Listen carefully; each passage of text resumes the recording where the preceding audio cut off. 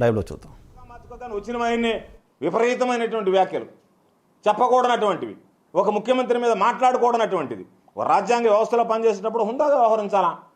అవన్నీ మర్చిపోయి ఏదో రకరకాలుగా నువ్వు మాట్లాడేటువంటి మాటలు ఎటుందంటే నీకు అధికారం కోల్పోయిందనేటువంటి బాధ, అధికారం పోయిందనేటువంటి దుగ్ధ కనపడుతుంది తప్ప మరలా అధికారం వస్తుందో లేదో అనేటువంటి ఆతృత, ఆవేదన, ఆవేశంలో జగన్మోహన్ రెడ్డి గారి మీద వ్యక్తిగతంగా మాటలతో దాడి చేయాలనేటువంటి లక్ష్యంగా నువ్వు మాట్లాడుతున్నావు, పనిచేస్తున్నావు తప్ప ఎక్కడా కూడా నీ మాటలకు సంబంధించి జనం నిన్ను మాటలు వినడానికి కూడా ఇష్టపడలేదు, జనం నిన్ను ఆలకించడానికి కూడా ఇష్టపడలేదు. ఎందుకంటే చంద్రబాబు అంటే మోసానికి మరో రూపం చంద్రబాబు అనేటువంటిది అర్థమైపోయింది, అవినీతికి బ్రాండ్ అంబాసిడర్ చంద్రబాబు నాయుడు అనేటువంటిది రాష్ట్ర ప్రజలకు అర్థమైపోయింది. కాబట్టి నిన్ను మాట్లాడేదానికి విశ్వసించే దాంట్లో ప్రజలు లేరు. కాబట్టి దీన్ని దృష్టిలో పెట్టుకుని మేము నువ్వు జరిగినటువంటి సమావేశంలో మాట్లాడినటువంటి వ్యాఖ్యలను ఖండిస్తున్నాం. ముఖ్యమంత్రి గారి మీద నువ్వు చేసినటువంటి వ్యాఖ్యలు ఏదైతే ఉందో వాటిని ఉపసంహరించుకోవాల్సిందిగా డిమాండ్ చేస్తున్నాం.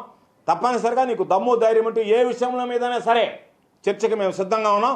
నీకు సవాల్ విసురుతున్నాం. నీ ఊర కుక్కలను పెంపుడు కుక్కలను మురిగించడం కాకుండా ధైర్యం దమ్ము ఉంటే నేరుగా నువ్వురా, నేను మరలా కట్టుబడున్నా, నీకు ధైర్యం ఉంటుందని నేను అనుకోవటంలా, నువ్వు నీతిమంత్రి అని నేను అనుకోవటంలా, నువ్వు అవినీతి పరుడు నువ్వు ఒప్పుకుంటున్నావు. ఒకవేళ నువ్వు నీతిమంత్రి అని చెప్పుకోదలుచుకుంటే నీ మీద వచ్చినటువంటి అభియోగాల మీద సిబిఐ విచారణ జరిపించుకోవడానికి నువ్వు సిద్ధమా అని నేను నిన్ను ప్రశ్నిస్తున్నా.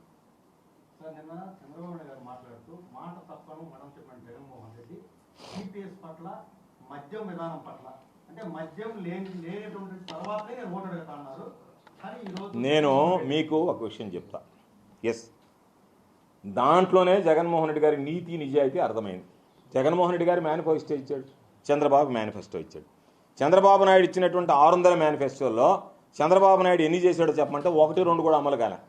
జగన్మోహన్ రెడ్డి గారు ఇచ్చినటువంటి మేనిఫెస్టోలో మిగిలిపోయిన ఏదన్నా అంటే 1-2 గురించి చంద్రబాబు మాట్లాడుతున్నాడు. ఎంత నీతిహీనుడు చంద్రబాబు. 600 హామీలు ఇచ్చినటువంటి చంద్రబాబు తాను 1-2 హామీలు కూడా అమలు చేయలే. జగన్మోహన్ రెడ్డి గారు ఇచ్చినటువంటి హామీలు అన్నీ అమలు చేస్తే అమలు కానటువంటి 1-2 హామీల గురించి ఏదో హామీ ఇచ్చాము, అప్పుడు ఇచ్చినప్పుడు దానికి సంబంధించినటువంటి సమస్యలు ఉంటే జగన్మోహన్ రెడ్డి గారు క్లియర్గా చెప్పాడు, వాటి గురించి వివరించాడు, ఏ కారణాల వల్ల ఇవ్వలేకపోతున్నాం. అందుకే మేము ఇప్పుడు 100% అని చెప్పలేదే, 99% చేశాం, సంక్షేమ పథకాలు అన్నీ చెప్పినటువంటి విధంగా అందించామని. కాబట్టి ఎంతసేపటికి చంద్రబాబుకి తాను ఎగ్గొట్టిపోయినటువంటిది కనిపించడంలే. చెప్పు, ఇది కూడా చెప్పు. ఇదిగో నేను 600 హామీలు ఇచ్చా, 6 కూడా అమలు చేయలేకపోయా. జగన్మోహన్ రెడ్డి గారు 600 హామీలు ఇచ్చాడు, 2 అమలు చేయలేకపోయా. అదేనా బహిరంగంగా చెప్పు. నువ్వు జగన్మోహన్ రెడ్డి గారు చేయలేకపోయినటువంటి హామీల గురించి మాట్లాడావు. నువ్వు రైతులకు రుణమాఫీ అన్నావు, మోసం చేసా, చెప్పామాట. మహిళలకు రుణమాఫీ అన్నాను, మోసం చేసి చెప్పామాట. ఇంటికి ఉద్యోగం అన్నా మోసం చేస్తే చెప్పామాట. నిరుద్యోగ భృతి ఇస్తానన్నా ఇవ్వలేదు చెప్పామాట. ఎక్కడన్నా ఆ మాట గురించి మాట్లాడుతున్నావా? అన్నీ నిలబెట్టుకున్నా, అన్ని హామీలు నిలబెడితే నేను ఎందుకు మామూలుగా తరివి కొట్టారు రాష్ట్ర ప్రజలు. కాబట్టి దీన్ని దృష్టిలో పెట్టుకున్నప్పుడు చంద్రబాబు నాయుడు మాటల్లోనే ఎంత జగన్మోహన్ రెడ్డి గారి పరిపాలన సమర్థవంతంగా ఉందనేటువంటిది చెప్పకనే చెప్పేటువంటి పరిస్థితి. నువ్వు మహా అంటే ఆ 2 చెప్తున్నావు. ఏది? సంపూర్ణ మద్యపాన నిషేధం ఒకటి చెప్తున్నావు, ఇంకొకటి దీనికి సంబంధించి సిపిఎస్, ఓపీఎస్, జీపీఎస్ అని. జగన్మోహన్ రెడ్డి గారు అన్నిటి మీద స్పష్టత ఇచ్చాడు. సిపిఎస్ అనుకున్నాం, రద్దు చేశాం, ఓపీఎస్ అడుగుతున్నారు, ఓపీఎస్ బదులు జీపీఎస్ ఇచ్చామనేటువంటి దాని మీద, ఎందుకు ఇస్తున్నాం అనేటువంటి దాని మీద క్యాబినెట్లో, అసెంబ్లీలో, బయట అన్ని దగ్గరలో కూడా స్పష్టత ఇచ్చాడు. కాబట్టి ట్రాన్స్పరెంట్గా ఉండేటువంటి పరిపాలన. వాటన్నిటిని పక్కన పెట్టి నువ్వు చేయలేకపోయినటువంటి వాటి గురించి చెప్పలేక నువ్వు ఎంతసేపటికి 1-2 జగన్మోహన్ రెడ్డి గారు. అందుకే చెప్పాం కదా, లేకపోతే 100% అనుకున్నా 99% అమలు చేశామంటే ఇచ్చినటువంటి వాటిల్లో మెజారిటీ ప్రజలకు ఇచ్చినటువంటి వాగ్దానాలు నెరవేర్చామా లేదా అనేటువంటిది ప్రధానం. వాటిల్లో జగన్మోహన్ రెడ్డి గారు నీతిగా నిలబడి నిజాయితీగా వీటిని ఎక్కడా కూడా పొరపాటు లేకుండా నేరుగా పారదర్శకంగా నీలాగా జన్మభూమి కమలు, జన్మభూమి సభ్యులు, రకరకాలైనటువంటివి కోతలు రోతలు లేకుండా నేరుగా డీబీటీ ద్వారా ఒక దగ్గరికి పోకుండా గౌరవప్రదంగా బటన్ నొక్కితే వాళ్ళ ఖాతాలో జమ చేసేటువంటి విధంగా జగన్మోహన్ రెడ్డి గారు సంక్షేమ కార్యక్రమాలు అందించాడు. దాని గురించి మాట్లాడు. నేను చేయలేకపోయా, జగన్మోహన్ రెడ్డి గారు చేశాడు, నీకు నోరు రాదు. ఈరోజు సోమిరెడ్డి చంద్రమోహన్ రెడ్డి గారు కృష్ణపట్నం పోర్టు మీద సంచలన వ్యాఖ్యలు చేశారు. ఏదైతే కంటైనర్ కార్గో వెళ్ళిపోతుంది, డర్టీ కార్గో మాత్రమే మనకి ఇక్కడ మిగలబోతుందని.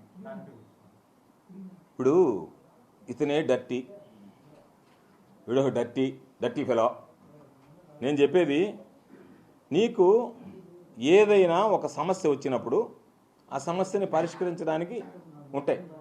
నువ్వు ఎంతసేపటికి మీడియా సమావేశం పెట్టి ఒక పోర్టు మీద బురద తల్లి, ఇప్పుడు దాని అర్థమైంది, ఇప్పుడు అర్జెంటుగా పోర్టు వాడి తనకు రుణమాపనం ఇవ్వాలి, జరగాలి. ఎన్నికల దగ్గరికి వచ్చాయి కాబట్టి బ్లాక్మెయిల్ పాలిటిక్స్లో భాగంగా ఏమి నువ్వు ఎందుకు దానికి సంబంధించినటువంటి దాంట్లో ఒకవేళ వాడు నిజంగా జరుగుతుంటే వాళ్ళ దృష్టికి తీసుకువెళ్ళావా?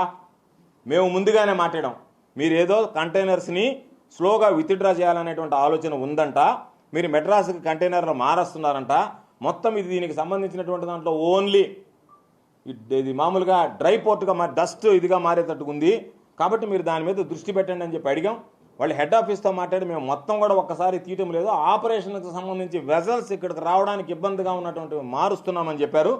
దానికి సంబంధించి ఎప్పటికప్పుడు వాళ్ళ సీఈఓతో మొట్టమొదటి దాదాపుగా ఒక నెల రోజుల క్రితమే ఈ చర్యలు తీసుకుంటున్నారన్నప్పుడు మాట్లాడాం. సోమిరెడ్డి పాపం ఈరోజు ఒక నెల రోజులు చూసి కలెక్షన్ కోసం వాళ్ళని బెదిరించడానికి బ్లాక్మెయిల్ చేయడానికి పత్రికా విలేకరుల సమావేశం పెట్టి మాట్లాడావు. నువ్వు దాని విషయంగా తీసుకునేటువంటి చర్యలు ఎందుకు చెప్పు? వాళ్ళకి ఏమన్నా లెటర్ రాసావా? వాళ్ళతో ఏమన్నా మాట్లాడావా? వాళ్ళకి ఏమన్నా చెప్పావా? పత్రికా విలేకరుల సమావేశం పెట్టడానికి ఇదిగో నేను మిమ్మల్ని బెదిరిస్తుండా, నేను ఉద్యమిస్తా, సెమ్ కార్బోర్డ్ దగ్గర వాళ్ళ దగ్గర వీళ్ళ దగ్గర దండినట్టుగానే వీళ్ళ దగ్గర దండడానికి చేసినటువంటి ప్రయోగం. కాబట్టి చంద్రమోహన్ రెడ్డి ఏది మాట్లాడని అందుకే చెప్పా, రాజకీయాల్లో కిరాయికి అమ్ముడు పోతాను నేను, రాజకీయాల్లో కిరాయికి కూడా పాల్పడవచ్చు, కిరాయి వ్యవహారాలు నడపచ్చు అని రుజువు చేసినటువంటి ఆ సిద్ధాంతాన్ని, కొత్త సిద్ధాంతాన్ని రుజువు చేసినటువంటి వాడు కిరాయి సోమిరెడ్డి. మామూలుగా అంగన్వాడీ కార్యకర్తలకు సంబంధించి ప్రభుత్వం కూడా సానుభూతితో ఉంది.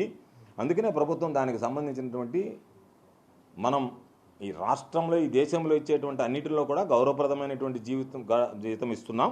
మరలా జీతం పెంచాలనేటువంటి ఆలోచన కూడా ఉంది. దాని మీద మీరు నమ్మండి, విశ్వసించండి ఉపసంఘానికి సంబంధించినటువంటి వాళ్ళకి అష్యూరెన్స్ కూడా ఇవ్వడం జరిగింది.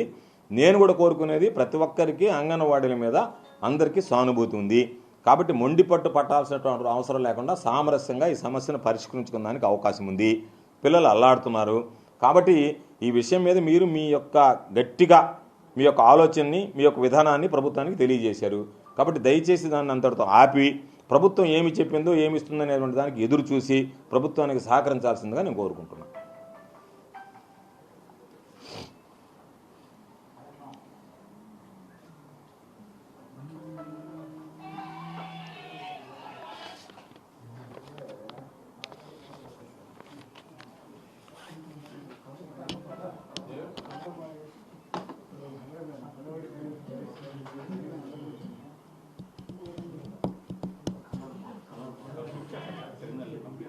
అంటే వాళ్ళు ఈ పెద్ద కంటైనర్స్ ఉన్నాయి కదా, ఈ కంటైనర్స్కి సంబంధించేటప్పటికి సమస్య వచ్చిందంటే కంటైనర్ కార్గో ఇక్కడ తగ్గింది